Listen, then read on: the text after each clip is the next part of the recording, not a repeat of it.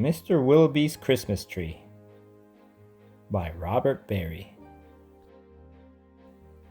Mr. Willowby's Christmas tree came by special delivery, full and fresh and glistening green, the biggest tree he had ever seen. He dashed downstairs to open the door. This was the moment he'd waited for. "A magnificent tree! Splendid!" he cried. "Please, sir, won't you carry it right inside?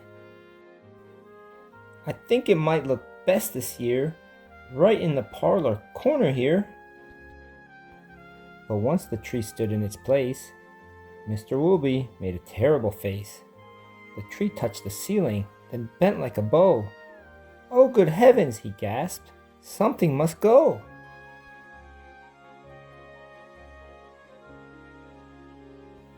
Baxter the butler was called on in haste to chop off the top, though it seemed quite a waste. "That's great!" Mr. Willowby cried with glee. "Now we can start to trim my tree."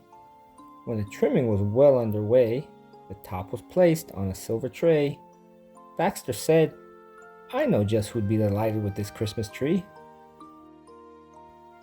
So it was presented to Miss Adelaide, Mr. Willowby's upstairs maid.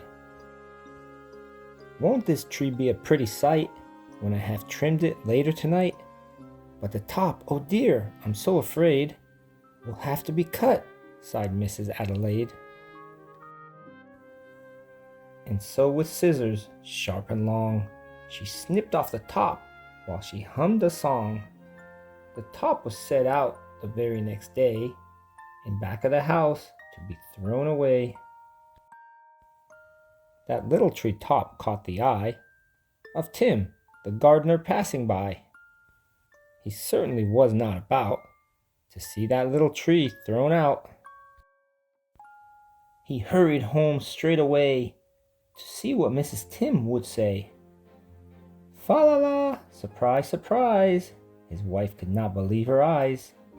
"But our house," she said, "is so snug and small.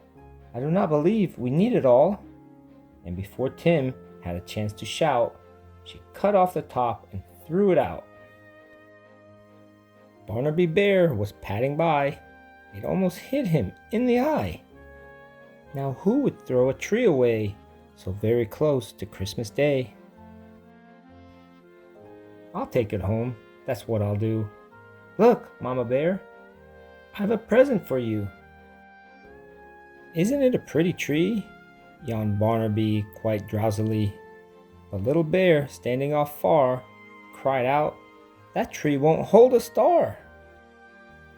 Barnaby said, "Let's cut a hunk off of the bottom, here at the trunk." But Mama Bear just shook her head and sliced the treetop off instead. "Jolly by golly," Barnaby said with a kick. "Mama, that surely is just the right trick. Let's trim it with bells and honey rings, some berries and tinsel, and popcorn on strings." Mama said, "Trim it just as you like. I've got to tidy up for the night. This top we won't need anymore.